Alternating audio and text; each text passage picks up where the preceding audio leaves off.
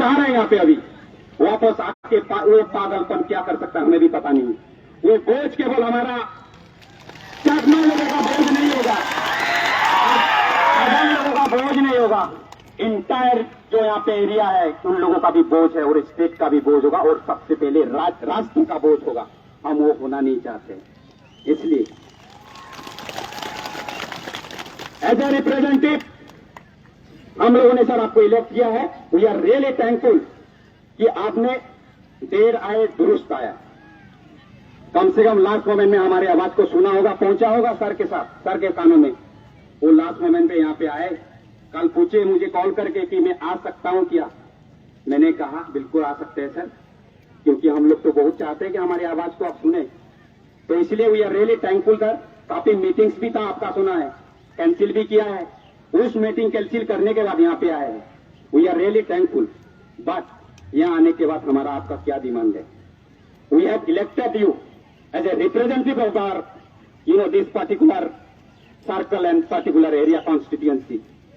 एक law student होने के नाते मैं ये जानता हूं जो रिप्रेजेंटेटिव होता है वो असेंबली या पार्लियामेंट में जाकर हमारी जो ग्रीवेंसेस होता है, हमारा जो मुश्किलें होता है, वो सबके साथ सरकार के साथ साझा करने का काम होता है। इसलिए एज ए रिस्पॉन्सिबल एमएलए हम ये आपसे रिक्वेस्ट करेंगे कि हमारी आवाज, हमारी जो अनहर्ड, हमारी जो किसी ने हमारी आवाज को कोई सुना नहीं है, मुझे लगता है सरकार भी सुन के भी बधिर है, सुन के भी आंख बंद किए हुए है।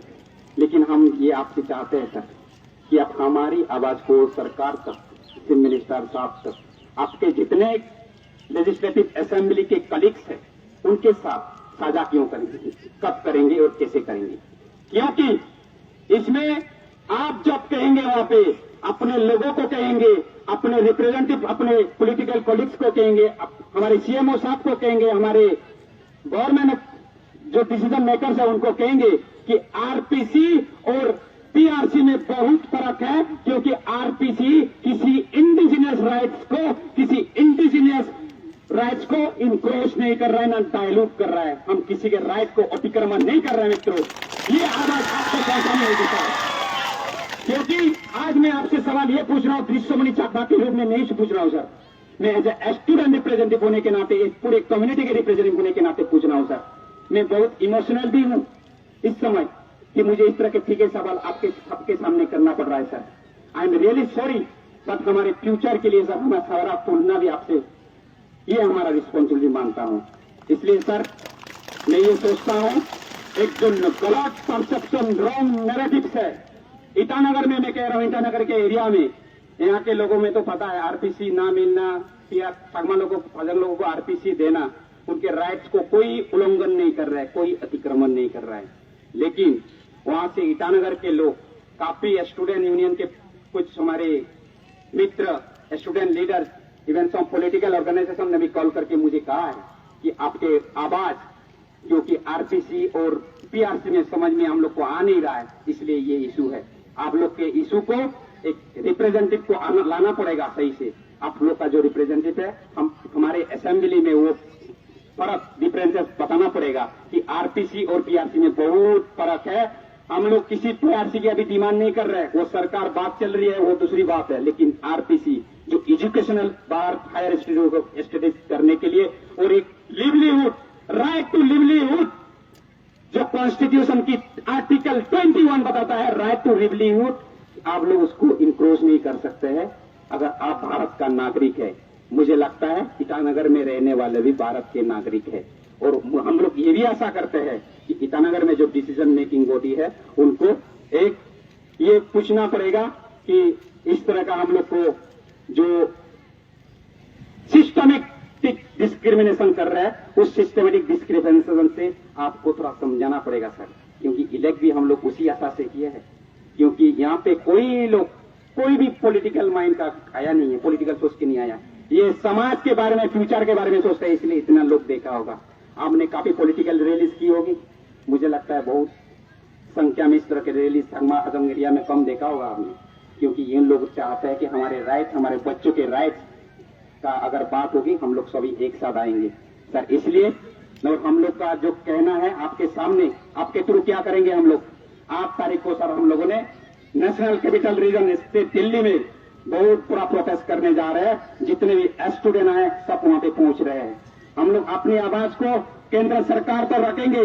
हम लोग कहना नहीं चाहते, अरुणाचल गवर्नमेंट को हम लोग बदनाम नहीं करना चाहते हैं, लेकिन बाय बाध्य कंपल्सन होके हम लोग ये करना पड़ रहा है। हमें दुख है जब हम लोग बाहर जाते हैं अरुणाचल प्रदेश को, जब हम कहते हैं कि क्या हो रहा है, क्या हमारे इशू के बारे में नहीं बताते हम बताते हैं अरुणाचल बहुत सुंदर है, कभी आइए, बहुत अच्छे लोग हैं वहां पे, लेकिन ये हमें by compulsion Arunachal government, state government के अगेंस्ट वहां पे बात करनी पड़ेगी। ये दुख की बात है सरकार को, और आप एक सरकार का अंग है, क्योंकि आप by virtue as a political representative है, आपको भी थोड़ा दुख की बात होनी चाहिए।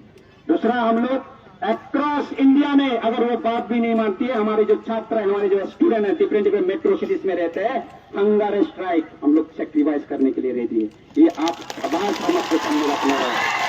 अगर वो भी नहीं मानेगी सरकार, तब भी अगर चुप रहेगी, चुप चाहेगी, तो हम ये कहना चाहते हैं डिफरेंट स्टेट 14 तारीख को हम लोग मिजोरम में हम लोग बहुत बड़ा 15-16 हजार लोगों की हम लोग एक प्रोटेस्ट कर रहे हैं। हम करना नहीं चाहते हैं, करेंगे वहां पे, त्रिपुरा में करेंगे, जगह जगह करेंगे, गुवाहाटी में करेंगे। अगर वो भी नहीं मानते हैं, ईटानगर की तरफ चल पड़ेंगे हम लोग।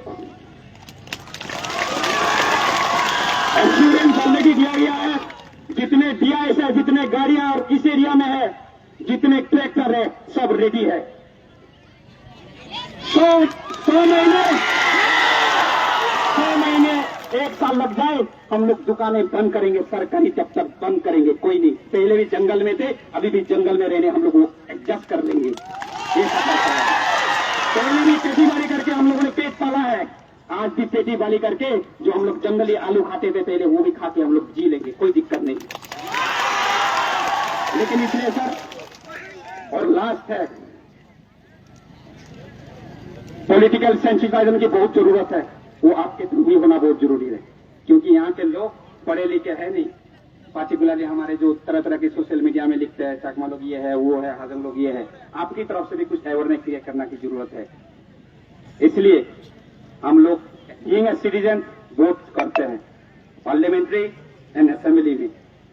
मैं ये सोचते हैं, हम लोगों का कहना है, मेरी आवाज नहीं बोल रहा हूं, सबकी आवाज बोल रहा हूं, आने वाले 2024 में जनरल इलेक्शन और असेंबली इलेक्शन में अगर हमारी राइट को अगर कोई सुनने वाला नहीं हुआ तो हम लोग बॉयकॉट करेंगे। बॉयकॉट नहीं करेंगे, हम वोट नोटा को देंगे।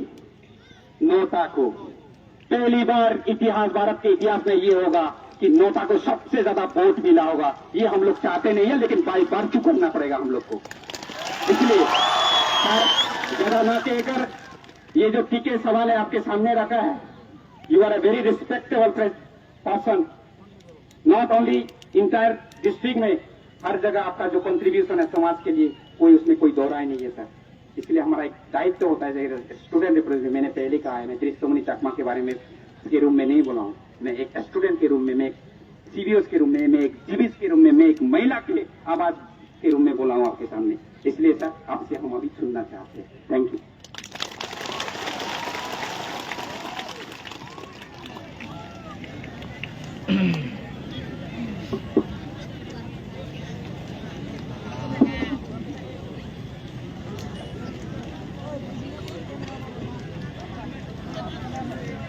नमस्कार।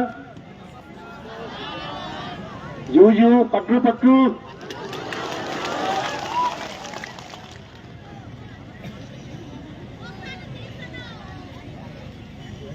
মই আজি ইয়াত আহি পাইছো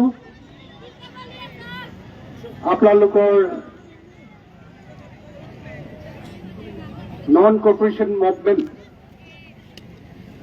যিটো নেকি যোৱা 23rd পৰা চলি অহা আজি এই 30ত আপোনালোকে কমপ্লিট কৰি আছে বুলি শুনি মই ইয়াত আহি পাইছো।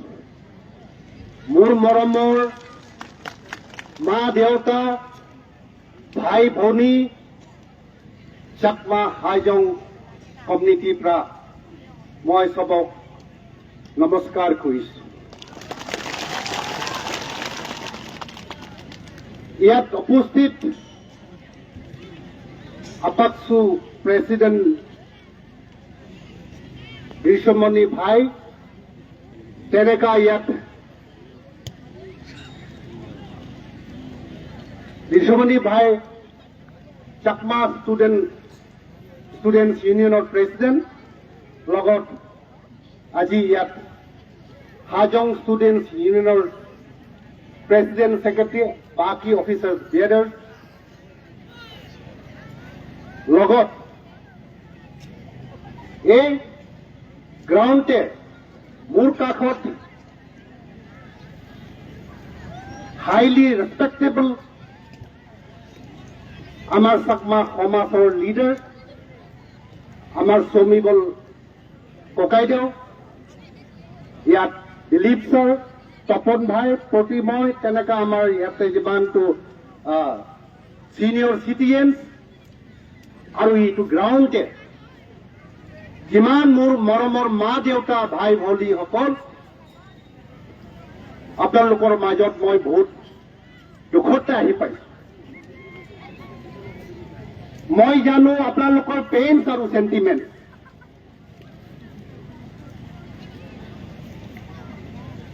যোৱা জুন জুলাই এই মহিনাৰ পৰা লাষ্ট 5-6 মান্থ এই RPC ইস্যু লৈখিনি আপোনালোকে চবে দেখি পাই আছো। সেইটো দিনৰ পৰা আপোনালোকে বহুত দুখতে আছে, টেনশ্যনতে আছে, মই বুজি পাওঁ। আপোনালোকৰ যিমান চেণ্টিমেণ্টছ আছে মই ওপৰত শ্ব' কৰিব নোৱাৰো আজিলৈকে, কিন্তু মোৰ বি দুখ আপোনালোকৰ নিচিনা আছে আৰু আপোনালোকৰ পৰা বেছি আছে। মই সেইটো দিনৰ পৰা মই আপোনালোকৰ ইলেক্টেড ৰিপ্ৰেজেণ্টেটিভ হৈ আপোনালোকে মোক সাথ দিছে যোৱা ইলেকশ্যনতে। আজি আপোনালোকৰ মৰম পাই যোৱা ইলেকশ্যনতে আজি মই আপোনালোকৰ ওচৰত খাৰা হ'ব পাইছো।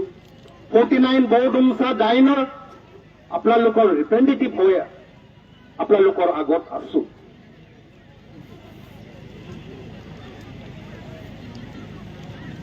আপোনালোকৰ যিটো ইস্যু আছে সেইটো হোৱাৰ পিছত, RPC কেঞ্চেলেশ্যন হোৱাৰ পিছত আৰু বি মোৰ আৰু টেনশ্যন বেছি। আপোনালোকৰতো আছে আমাৰ চাকমা হাজং ল'ৰা ছোৱালীবিলাকৰ ফিউচাৰ এই আপোনাৰ RPC কেঞ্চেলেশ্যন কৰাৰ কাৰণে ডাকতে আছে, আমি চবেই জানো। মই বি আপোনালোকৰ ৰিপ্ৰেজেণ্টেটিভ হিচাপতে মই অন্তৰ পৰা যদি ক'বলৈ গ'লে মনত কান্দো। মই ৰাতি 2 বাজি মই এবাৰ হাৰ পাওঁ। সেইদিনাৰ পৰা আজিলৈকে মই ৰাতি 2 বাজি হাৰ পোৱাৰ পিছত মোৰ আৰু টোপনি নাযায়। মই কিমান টেনশ্যনতে আছো। আপোনালোকৰতো হ'বই। তাৰপিছত যিমান আমাৰ চাকমা হাজং লিডাৰ মই য'ত বি লগ পাওঁ, ডাইনাত হওক বৰডুমছাতে হওক, মই গ্ৰুপতে ইণ্ডিভিজুৱেলি লিডাৰ্ছকে লগ পালে মই ডিছকাছ কৰোঁ। আপোনালোকৰ দুখ সুখটো মই শ্বেয়াৰ কৰোঁ। হ'ব পাৰে আপোনালোকৰ আজি যেনেকা গেডাৰিং নিচিনা মই আপোনালোকৰ কথা হিউজ গেডাৰিংকে মই ক'ব পৰা নাই, কিন্তু মোৰ দুখ আপোনালোকৰ যিটো চেণ্টিমেণ্ট পেইনটো মই সদায় মনত আছে। সেইটো কাৰণে যোৱাবাৰ ডিচেম্বৰ 9 তাৰিখে বহুত আপোনালোকে গম পোৱা নাই, ডায়ুনত 10 তাৰিখে DC, SP, বৰডুমছা ADC আহিছে। তাৰ একদিন আগত মই 9 তাৰিখে 2 বাজি আহি ডাইন চাৰ্কিট হাউচে মই আমাৰ চাকমা সমাজৰ গাঁওবুঢ়া কেইটামান আছিলে, লগতে জইণ্ট একশ্যন কমিটি মেম্বাৰ্ছ লগত আহি কিনি একেদৰে লগ কৰিছো, ডিছকাছ কৰিছো। আপোনালোকৰ দুখ সুখ কথা লৈ খেলি, কিন্তু হয় ৰাইজে বেয়া পাব, দুখ পাব। আমাৰ MLA সাহেবে পাব্লিক প্লেসতে, পাব্লিক প্লেটফৰ্মতে আমাৰ RPC কেঞ্চেলেশ্যন কৰি দিয়াৰ পিছত একটা আৱাজ দিয়া নাই বুলি কৈছে। মই কাৰোবাৰ ছবি শুনি আছো, নহলে ছচিয়েল মিডিয়া ছবি মই চাই আছো, কিন্তু মই আপোনালোকৰ লিডাৰ হয়, মই জানো মই কিছুমান যি কাম কৰো, আমি টাইম চাই, সময় চাই কিছুমান কেনেকা ৰাস্তা ওলাব পাৰো, এই RPC ইস্যু লৈ কিনি মই যোগাযোগ কৰি আছো। আৰু বহুত মানুহে মোক কৈছে, এতিয়া আমাৰ আপক্ষ প্ৰেচিডেণ্টে যিটো কথা কৈছে ঋষমণি ভাইয়ে, এনেকা কথাবি কয় কিছুমানে, আপোনাৰ ৰিপ্ৰেজেণ্টেটিভে ক'ব লাগে। হয়,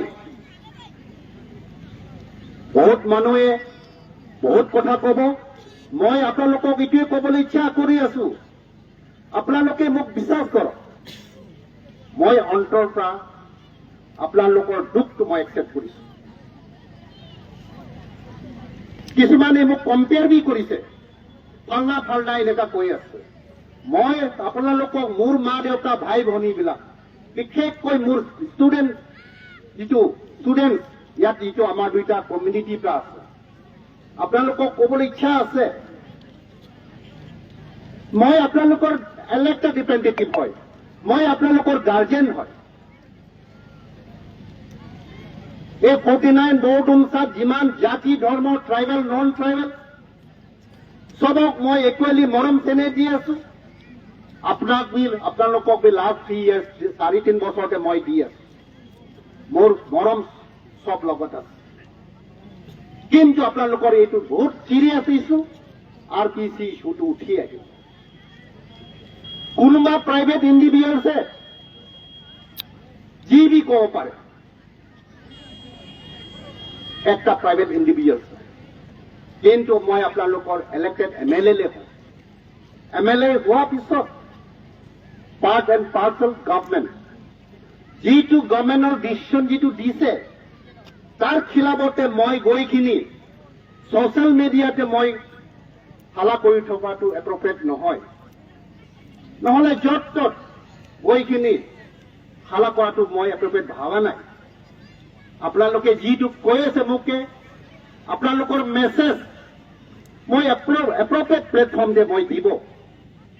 আৰু আজি যিটো আপোনালোকে যিমানটো ইয়াত গেডাৰিং হৈছে, ইমান হাজাৰ মানুহ আপোনালোকে প্ৰচেছন কৰিলে, দুনিয়া মানুহে চাই আছে। অৰুণাচল অকলে নহয়, গোটেই দুনিয়াৰ পৰা চাই, দিল্লীৰ পৰা বহি চাই আছে।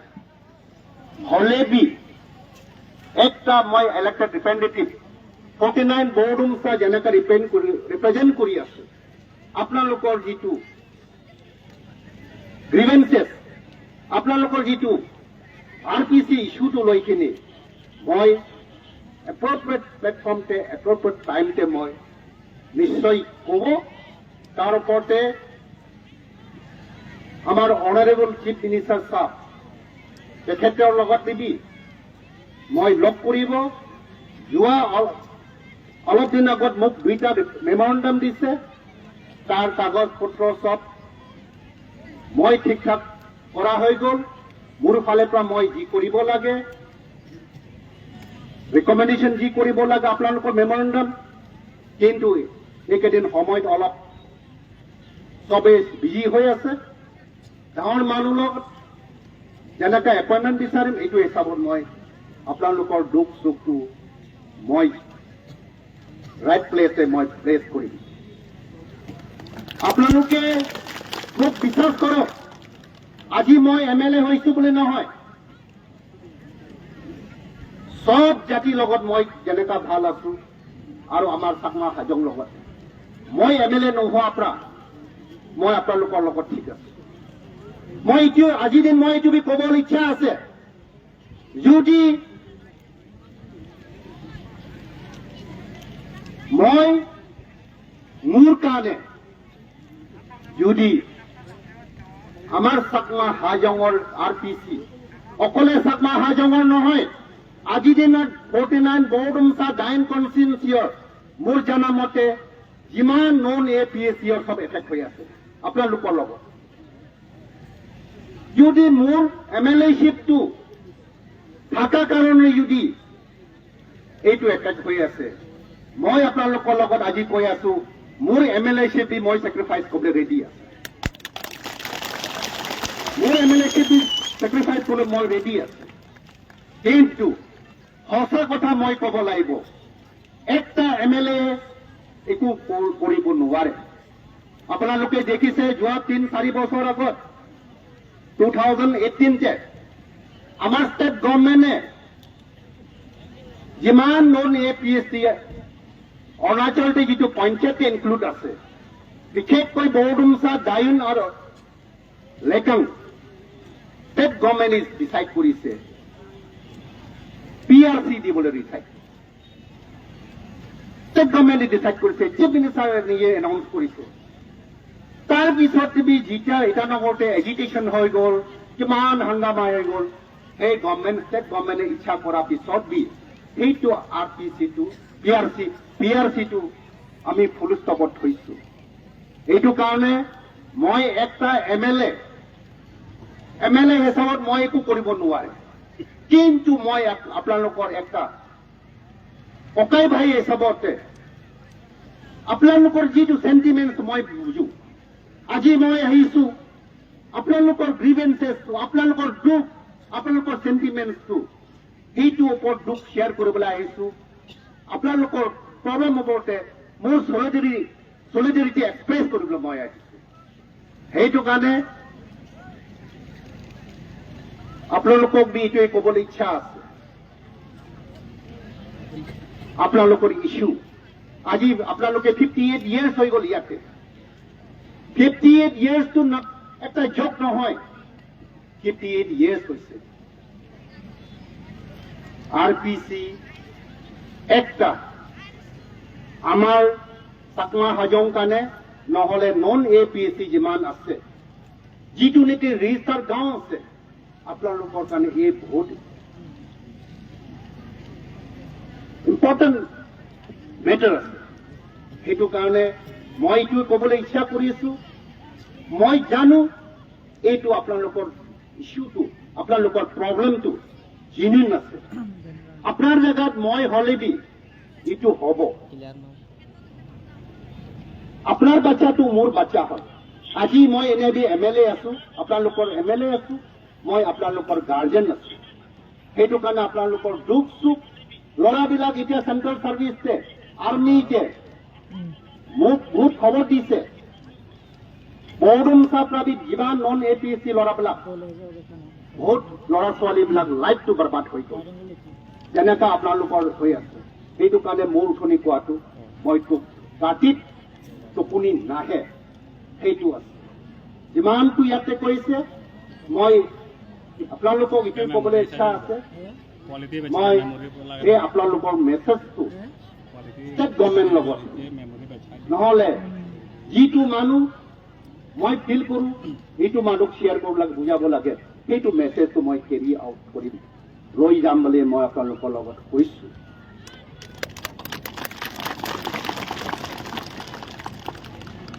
মই ইয়াতে আপোনালোকক এইটো ক'বলৈ ইচ্ছা আছে। আজি মই আহিছো, একটা কথা আছে, পিচটো মেইনটেইন কৰক। হয় বহুত সেন্টিমেন্ট লাগিব, কিন্তু বস্তুটো যদি আমি পিচ মেইনটেইন নকৰো, ল এণ্ড অৰ্ডাৰটো হাতত লওঁ, তেতিয়াহ'লে এইটো কিছু কেতিয়াবা প্ৰব্লেম হৈ যায়। সেইটো কাৰণে মই আপোনালোকক এইটো ক'বলৈ ইচ্ছা আছে আৰু ৰিপিট কৰি আছো, মই আপোনালোকৰ ৰিপ্ৰেজেণ্টেটিভ হয়, মই অন্তৰৰ পৰা দুখ আছোঁ। সেইটো কাৰণে আৰু কিন্তু বহুত মানুহে মোক কৈছে MLA চাহাব কেলে চুপচাপ হৈ আছে। মই MLA হয়, মই প্ৰাইভেট ইণ্ডিভিজুৱেল লিষ্টৰ য'ত ক'ব নোৱাৰোঁ। আমি ৰাইট প্লেটফৰ্মতে কিছুমান বস্তু কোন জাগাত আমি কাৰোবাক ক'ব লাগে, নিয়ৰ কলিগছ, MLA কলিগছ, নহ'লে নিয়ৰ চিনিয়ৰ কেবিনেট, নহ'লে চিফ মিনিষ্টাৰ, নহ'লে চিফ ছেক্ৰেটাৰী, তেনেকুৱা আমি কিছুমান দিমাগ ঠাণ্ডা কৰি কিনে আগবাঢ়িব কিছুমান বস্তু আছে। কিছুমান উঠনি কোৱা নিচিনা এছেম্বলি পাৰ্লিয়ামেণ্টটো মানে এপ্ৰপ্ৰিয়েট প্লেটফৰ্ম আছে। সেইটো কাৰণে MLA কোনোবা প্ৰাইভেট ইণ্ডিভিজুৱেলে ছ'চিয়েল মিডিয়াতে হাৰা কৰিব নিচিনা কৰোঁতে উল্টা বেয়া হৈ যায়। মই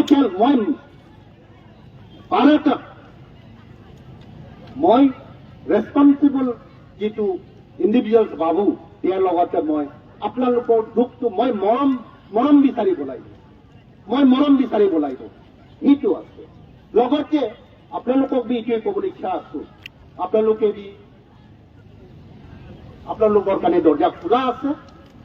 আপোনালোকে বি অৰুণাচলৰ ষ্টুডেণ্ট অৰ্গেনাইজেশ্যন আপচুৰ লগত হওক, ষ্টেট গভৰ্ণমেণ্ট লগত হওক, আপোনালোকে বি সময় ওলাই আপোনালোকৰ দুখ চুখটো বি শ্বেয়াৰ কৰে বহুত ভাল হ'ব বুলি মই বিচাৰিছোঁ। ইয়াতে একটা কথা ক'বলৈ মন আছে। মই এদিনা ছ'চিয়েল মিডিয়া টিভি চাইছোঁ, আজি দি মই তাতে আছিলোঁ।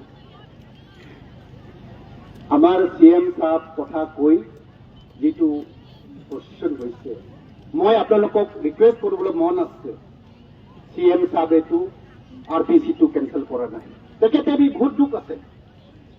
সেইটো কাৰণে আমি ষ্টেট লেভেলতে তেখেতৰ মৰম বিচাৰিব লাগিব। এইটো মই নকমে, আপোনালোকে যিটো কৰি আছে, গিল্টি কৰি আছে, মই নকম। মই আপোনালোকৰ চেণ্টিমেণ্ট বুজি পাইছোঁ, কিন্তু কাকবাক ছিংগল আউট কৰি কিনি নকৰিলে ভাল। এই ডেমক্ৰেচিতে চবৰ ৰাইট আছে, সেইটো আপোনালোকে যদি যিটো কৰি আছে, কিন্তু CM চাহাব তেখেতে এইটো ইছ্যু লৈ কিনি আপোনালোকৰ ওপৰত যিটো দুখ পাই আছে, আপোনালোকে তাৰ ওপৰত তেখেতে কনচাৰ্ণ আছে। মোৰ মতে হ'লে হিউমেনিটিন এছপেক্ট হিচাপতে ৰাইট থিংকিং চিটিজেনছে আপোনালোকক ছাপৰ্ট নকৰাকে কোনদিনাই থাকিব। সেইটো কাৰণে আপোনালোকৰ যিটো মুভমেণ্ট আছে, সেইটোৰ ওপৰতে আমি চবে চাই আছোঁ, দেখি আছোঁ। কিন্তু মই ভাবিছোঁ লাষ্ট দিনা তাত গৈ কিনি আমাৰ ইয়াত যিমানটো দুইটা সমাজৰ যিটো চিটিজেন্স জনা হ'ব আৰু ইয়াতে ষ্টুডেণ্ট জমা হ'ব, চবৰ আগতে এক দুই খাৰ কথা কম। আপোনালোকে মোক বিশ্বাস নকৰাকে নাথাকিব। আপোনালোকে জানে যোৱা 5-6 মহিনা আগতে কিমান মোৰ এগেইনষ্টত ছ'চিয়েল মিডিয়াত দেখিছে, চবেই দেখিছে। এইটো অকলে RPC কথা নহয়, বহুত কথা আছে। হলবি মই তাকে মই ডাইজেষ্ট কৰিছোঁ। সেইটো নিচিনা আপোনালোকৰ কাৰণে মোৰ মৰম আছে, মোৰ চিন্তা আছে। আপোনালোকৰ এই RPC ইছ্যু লৈ কিনি কিন্তু আকৌ কৰি আছোঁ, মই একটা MLA আমি একো ডিচাইড কৰিব নোৱাৰে। এইটো কাৰণে মোৰ ফালে পৰা যিটো আপোনালোকৰ দুখ চুখ, আপোনালোকৰ চেণ্টিমেণ্টটো মই আহি থকা দিনতে আগবাঢ়িবৰ কাৰণে, ৰাইট প্লেটফৰ্মটো লৈ যাবৰ কাৰণে মোৰ ইচ্ছা হ'ব বুলি ইমান কৈ, যদি মোৰ কিবা যদি গিল্টি হৈছে আপোনালোকে ক্ষমা কৰিব। আপোনালোকক মই ইমানে ক'বলৈ ইচ্ছা আছে, আপোনালোকে পিচ মেইনটেইন কৰক, তেতিয়াহ'লে আমালোকৰ চবৰ কাৰণে ভাল হ'ব বুলি এক দুই খাৰ কথা কৈ আজি ইয়াত আপোনালোকৰ লগত চেৰা দেখাবলৈ আহিছোঁ। ইমান কৈ থেংক ইউ। জুজু। Thank you honourable respected sir. आपने जितनी भी बात रखी है हमारे সকলৰ কাৰণে যিটো আপোনাৰ গ্ৰিভেন্সেছ আছে তাৰ সেই ইটানগৰত গৈ কিনি আপোনাৰ এপ্ৰপ্ৰিয়েট প্লেটফৰ্মত গৈ কিনি আপুনি ক'ব বোলে এনেকুৱা ষ্টুডেণ্ট দিছে। আমি আশা কৰিব আমাৰ পজিটিভ ৰেছপন্স পাইম বুলি। কিন্তু স্যাৰ আমাৰ টিকা নাই ইমান মানে বহিবলৈ আমাৰ